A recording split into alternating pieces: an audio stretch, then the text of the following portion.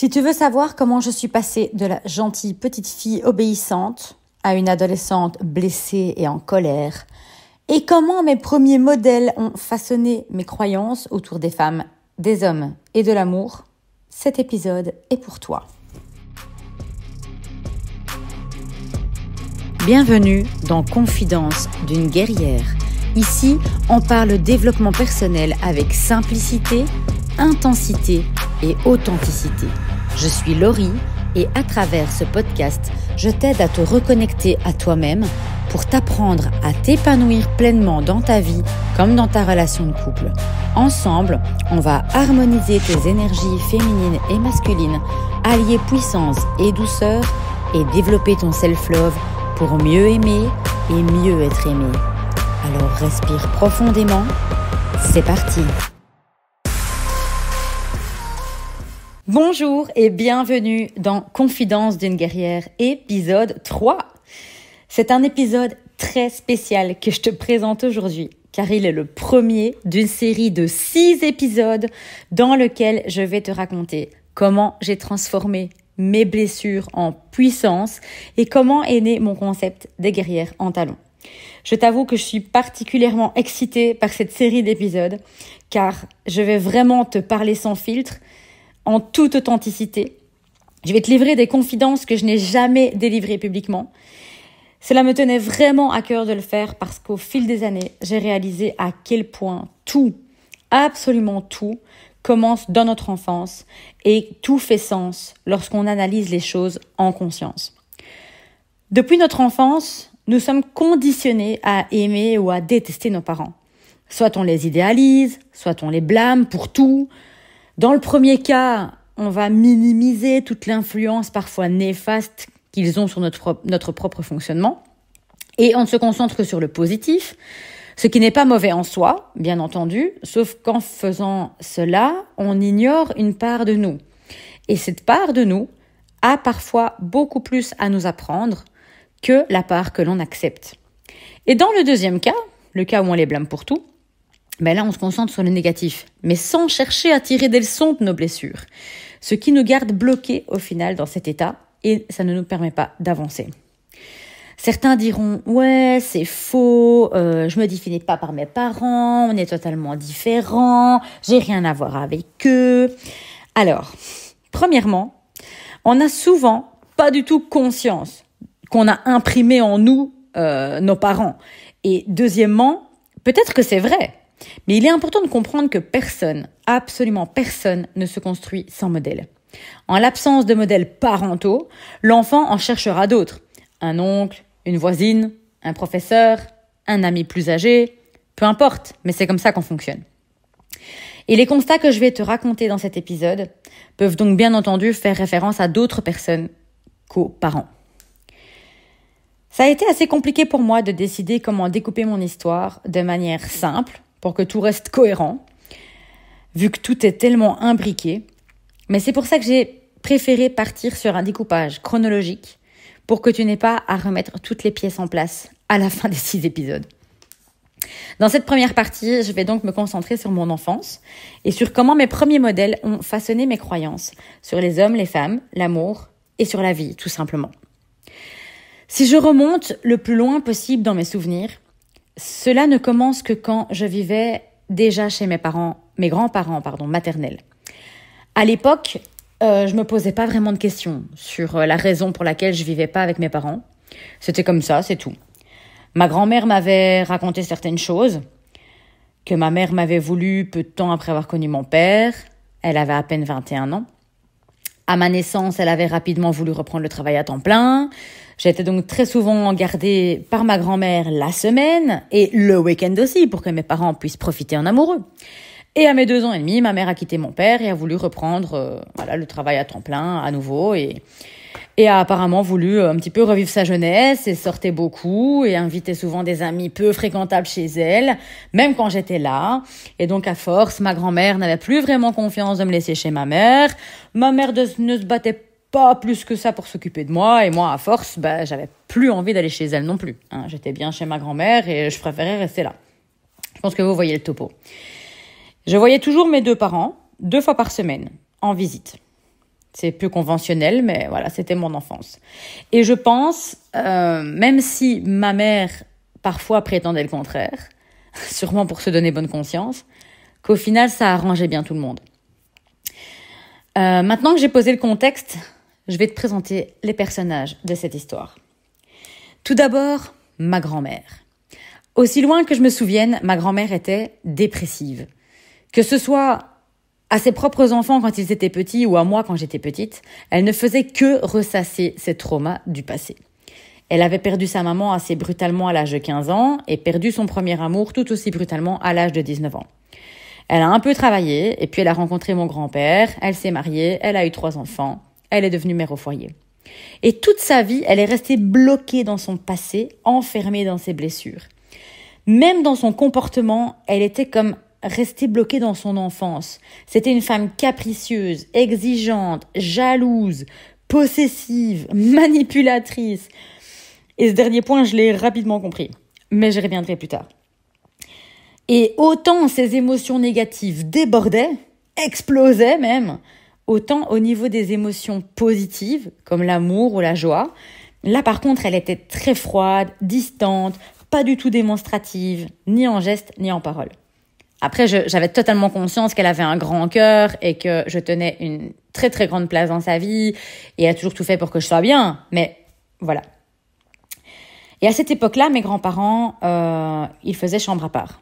Ma grand-mère faisait reposer tout son besoin d'attention et d'amour sur moi.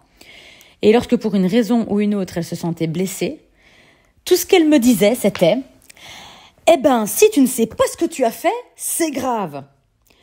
Très jeune donc, j'ai eu tendance à beaucoup culpabiliser, et sans savoir pourquoi. Alors, je me mettais à faire de l'introspection. J'analysais le moindre comportement, la moindre parole pour comprendre ce qu'il avait mis dans un tel état. Et surtout, je faisais tout pour être une bonne petite fille, reconnaissante, parce que à l'entendre, elle m'avait en quelque sorte sauvée de la vie que j'aurais pu avoir si c'était ma mère qui m'avait réellement élevée. J'étais polie, dévouée, je travaillais bien à l'école. Donc lorsque je pensais avoir mis ma grand-mère dans un état de tristesse pareil, sans savoir pourquoi, tout ce que je pouvais faire, c'était de lui présenter des excuses. Et souvent, je le faisais par écrit parce qu'elle m'impressionnait. Alors je lui écrivais une lettre pour lui dire que j'étais désolée. Désolée de ne pas être la meilleure des petites filles et que j'allais tout faire pour m'améliorer. Et souvent, après ça, elle se radoucissait.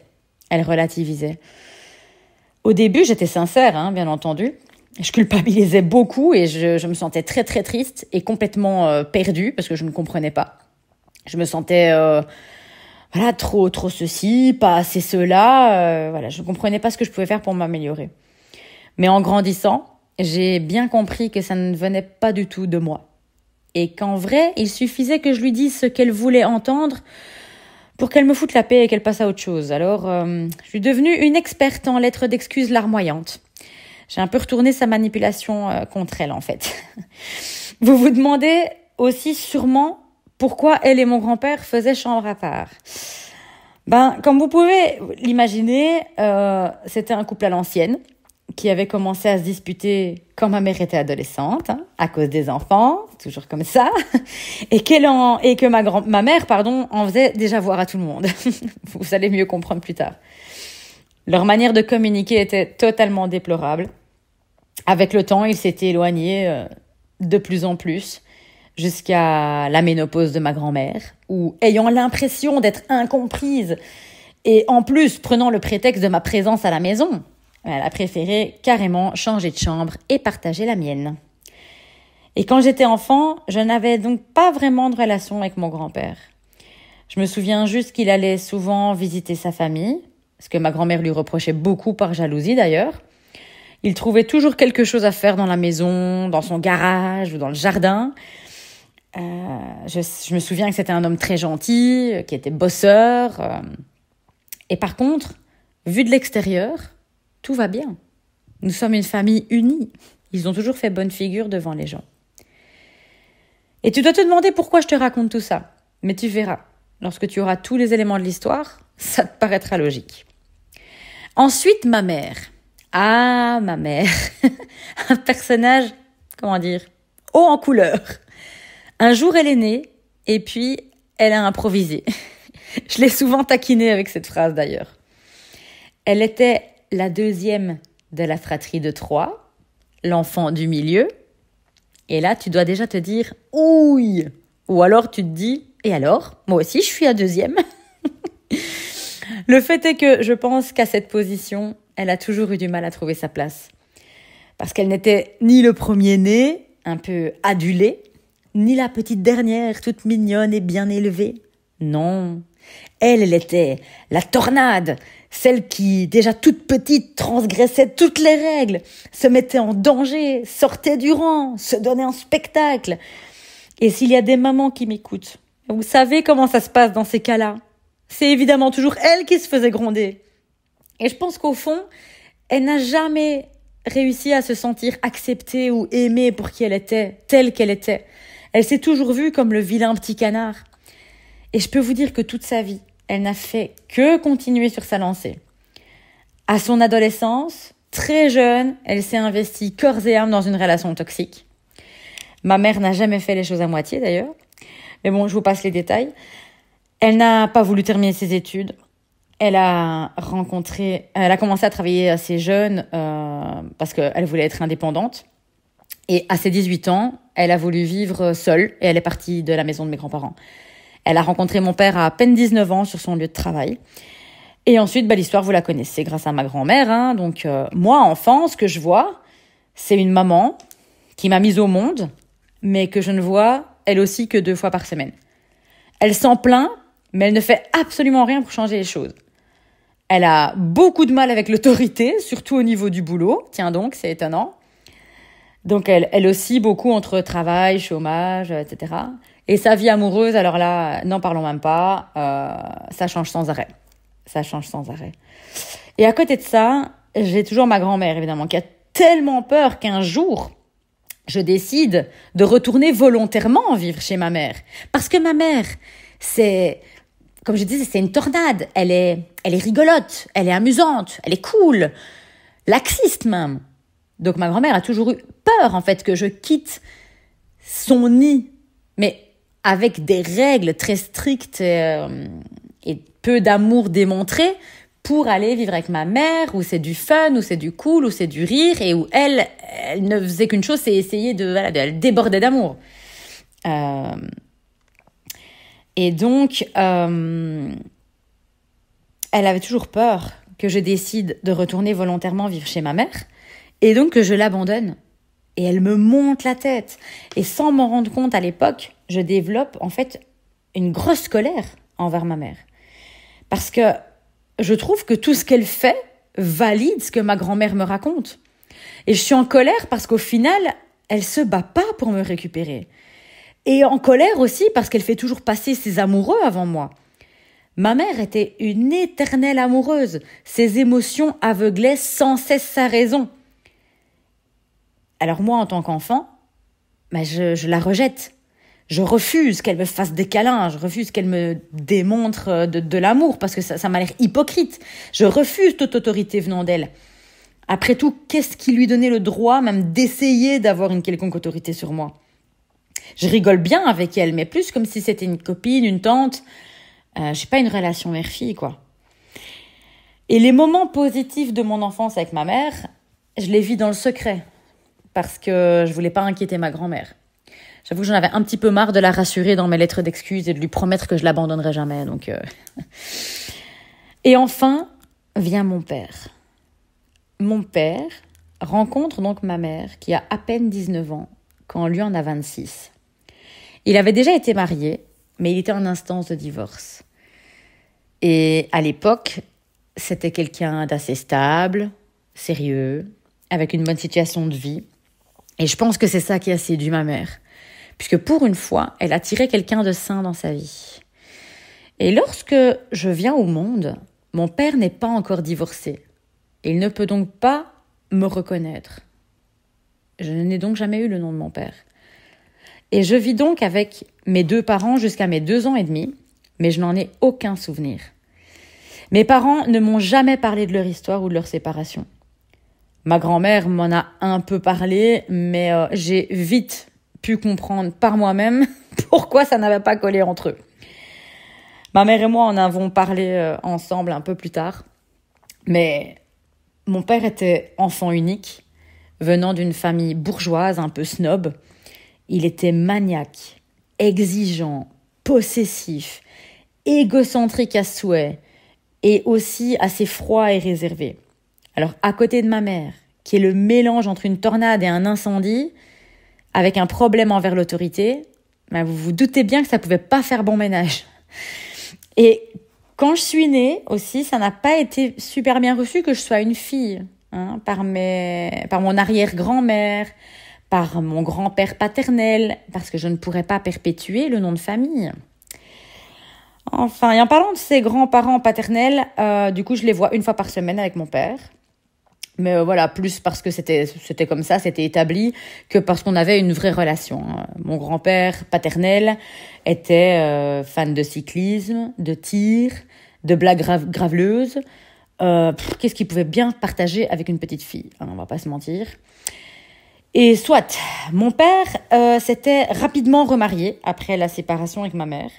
Et donc, il avait une femme, que je l'ai toujours connue mariée à cette femme d'ailleurs. Elle était parfaite pour lui. Plate, diaphane, insipide, totalement dévouée à lui, discrète, tout ce qu'il aimait, tout le contraire de ma mère.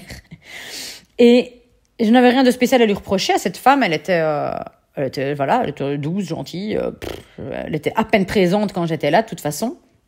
Et à la base, je pensais qu'elle voulait simplement nous laisser entre père et fille. Mais plus tard, j'ai compris que c'était plutôt mon père qui l'invitait gentiment à aller faire son ménage pendant ma visite. Et donc, quand je voyais mon père, donc il était convenu que mon père vienne me chercher 2 fois par semaine pour passer un moment avec moi avant de me déposer chez ma mère, donc en visite chez ma mère. Tous les mercredis et les samedis, donc après le repas de midi, sauf les jours où il a annulé en dernière minute, sous prétexte qu'il avait du travail, sauf qu'en fait, c'était pour aller faire du vélo avec ses copains. Sinon, en fait, voilà, il venait me chercher, on allait chez lui, et on passait un moment ensemble, au début devant un dessin animé, et puis c'est passé au film, et surtout immobile dans son divan. Il valait mieux, parce que si je gigotais trop, je me faisais sévèrement gronder. Et donc ensuite, il m'amenait chez ma mère. Et c'était pas si mal, quand il ne critiquait pas ma manière d'agir, ma manière d'être, mes tenues, mon tour de taille. Eh oui, malheureusement, je n'avais pas la silhouette filiforme de mon père, étant enfant. Et il vérifiait régulièrement, juste comme ça, par curiosité, mon tour de taille. Je pense que ça a dû avoir une grosse influence sur l'apparition de troubles alimentaires plus tard. Qu'est-ce que vous en pensez? Oui. Mais bon, ça, ce sera plus tard dans les autres épisodes. Et au final, je ne savais pas, en fait, s'il m'aimait ou s'il venait me chercher pour faire son devoir. On peut pas vraiment dire qu'il s'investissait réellement dans mon éducation. Mais à mes yeux de petite fille, en fait, il était le parent inaccessible. Je tenais à ce que mon père soit fier de moi, à ce qu'il m'aime, à ce qu'il veuille passer du temps à mes côtés. Je voulais qu'il soit fier de dire qu'il avait une petite fille gentille, bien élevée, belle, intelligente. Bon. Mais vu qu'il ne me faisait jamais de compliments, je n'avais aucune idée de ce qu'il ressentait pour moi. Et en comparaison de ma mère et de ma grand-mère, par contre, il me semblait si stable, si rassurant. C'était totalement différent de ce que je connaissais avec ma mère et ma grand-mère, qui étaient des tempêtes émotionnelles. Et la relation que j'ai eue avec mon père a eu énormément d'influence sur ma relation avec les hommes plus tard. Mais j'y reviendrai. Et j'ai tout de même gardé quelques bons souvenirs de nos moments passés ensemble. Et là, tu te dis, ça veut dire que tu ne le vois plus alors. Patience, on y vient. Et donc je disais, je garde de bons souvenirs parce que c'est lui qui m'a rapidement initiée au film d'action. Et notamment, je suis une femme inconditionnelle de Rocky. Ou c'est aussi lui qui m'a initiée au film d'horreur, oui. Dans mon enfance, oui. Et encore aujourd'hui, j'adore, de bons frissons. Et c'est aussi lui qui m'a initiée au sport quand j'étais enfant. Un petit peu, parce que mes grands-parents ne me faisaient pas faire de sport. D'abord, on faisait de la marche ensemble, puis de la natation. Et tout ça, en fait, c'est arrivé très peu de temps. En fait, je pense qu'à l'époque, il avait décidé d'enfin s'investir un petit peu dans mon éducation, de m'apporter vraiment quelque chose de concret. Je devais avoir une dizaine d'années à l'époque, 10-11. Et c'était peu de temps avant qu'il ait son accident de vélo. Mais cette histoire, elle va marquer le point de départ d'un énorme tournant dans ma vie. Et je te le raconterai dans le prochain épisode. Comme je te le disais au début de l'épisode, parfois, d'autres personnes nous servent également de modèle. Et quand j'étais petite, et que je vivais donc chez mes grands-parents, ma tante, leur fille cadette, n'avait pas encore quitté la maison. Elle n'avait que 17 ans quand je suis née. Et donc, elle était comme ma sœur. Et je me souviens que pendant toute mon enfance, la personne qui m'inspirait le plus, c'était elle au final. Elle faisait des études d'institutrice et tout comme elle, je faisais tout pour bien réussir à l'école. Je voulais devenir enseignante aussi. Elle était en couple et j'étais là à toutes les étapes suivantes. Son emménagement, son mariage, la naissance de ses enfants. Jusqu'à un jour où tout a basculé. Mais ça aussi, ce sera pour le prochain épisode. Désolée. Vu que tout ça arrive juste avant mon adolescence, je vais dire, c'est pour le prochain chapitre. Et si je t'ai raconté ces histoires, c'est pour mieux t'expliquer la source de ce qui s'est passé en moi plus tard. J'ai développé un certain mépris pour les femmes. Je n'avais aucune confiance en elles. Pour moi, faire équipe avec des femmes était synonyme d'hypocrisie, de jalousie, de tempête émotionnelle, de manipulation psychologique. Alors qu'au contraire, je trouvais ça beaucoup plus sain et beaucoup plus facile avec les hommes. Je les trouvais plus faciles à respecter, à prendre au sérieux. Ils étaient plus dans le contrôle. Il n'y avait pas de débordement d'émotions, pas de plaintes incessantes. Et j'ai très jeune développé inconsciemment une sorte de compétition avec les femmes parce que je voulais absolument pas en fait être identifiée à cette féminité que je méprisais. Moi, je voulais être considérée comme le haut du panier, quoi. Et aussi une dynamique de séduction avec les hommes. C'est important à retenir pour la suite de la série. Et je t'ai aussi parlé de tout ça pour que tu comprennes pourquoi ça me tient tellement à cœur aujourd'hui d'aider les femmes à être épanouies avec elles-mêmes et dans leurs relations de couple. J'ai grandi avec des exemples déplorables et une dynamique familiale assez toxique. Et clairement, ça a eu des répercussions. Et tous les jeunes enfants dans cette situation n'ont pas forcément eu la chance ou la force de développer un mode guerrière qui va les aider à s'en sortir. De plus, j'ai vu mes grands-parents perdre tellement de temps à ne pas savoir communiquer ni exprimer leurs besoins. J'ai vu ma mère se battre chaque jour de sa vie pour être aimée et acceptée, alors que le problème était qu'elle ne s'aimait pas et ne s'acceptait pas elle-même. Aussi loin que je me souvienne, je faisais tout ce que je pouvais pour les aider, pour les motiver à changer. Oui, même quand j'étais enfant, oui, j'essayais déjà de les coacher. Parce que je les voyais en souffrance, en fait. Je voulais les aider. Et en même temps, j'étais en colère parce que j'avais l'impression qu'elles n'évoluaient pas, qu'elles n'apprenaient pas de leurs erreurs, qu'elles ne faisaient rien pour que ça change. Mais la vérité, c'est que chacun a ses propres croyances, ses propres traumas, ses propres perceptions de la réalité. Et le fait est que le changement ne pouvait venir que de l'intérieur d'elle-même. Et c'est la même chose pour toi. Si quelque chose te fait souffrir et que tu veux changer cela, il n'y a que toi qui peux prendre la décision de changer, la décision de guérir. Et c'est exactement ce que je veux t'aider à faire. Non pas en te donnant des conseils, non pas en te motivant, genre, oui, vas-y, tu peux le faire, non, mais en t'accompagnant sur ce chemin, sur ton chemin de guérison, sur ton chemin de décision. Et au final, pour en revenir à mon introduction, mes parents, mes grands-parents, je les ai aimés par période, je les ai détestés à d'autres, je les ai idéalisés, je les ai blâmés. Mais ce qui a réellement tout changé pour moi, c'est quand j'ai simplement réalisé, conscientisé, sans jugement, l'influence qu'ils avaient eue sur mes croyances, sur mes perceptions et sur mon fonctionnement. J'ai pu ainsi décider de qui je voulais vraiment être et garder ce qui me servait et laisser aller tout ce qui ne me servait plus pour avancer en pleine confiance et ne plus jamais laisser ce qui ne m'appartient pas avoir du contrôle sur ma vie. Mais avant d'en arriver là, je vais passer par l'adolescence. Ça, c'est un gros chapitre. Et c'est là que le plus croustillant va arriver. Mais enfin, tu verras la semaine prochaine. Je te remercie d'avoir écouté cet épisode de Confidence d'une guerrière. Et si cet épisode t'a plu, pense à t'abonner pour ne rien manquer. Et surtout, à le partager à une autre guerrière qui en a besoin. Viens aussi me retrouver sur Instagram pour encore plus de conseils, d'inspiration et d'échanges. Tu trouveras mon pseudo en description. Et si tu veux m'aider à faire grandir ce podcast, laisse-moi 5 étoiles et un avis. Ça fait toute la différence.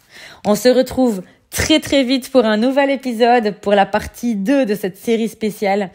Et d'ici là, rappelle-toi que le bonheur ne vient pas de l'extérieur. Et aussi, n'oublie pas que le changement est bien plus simple que tu ne le penses et que tu es bien plus puissante que tu ne le crois.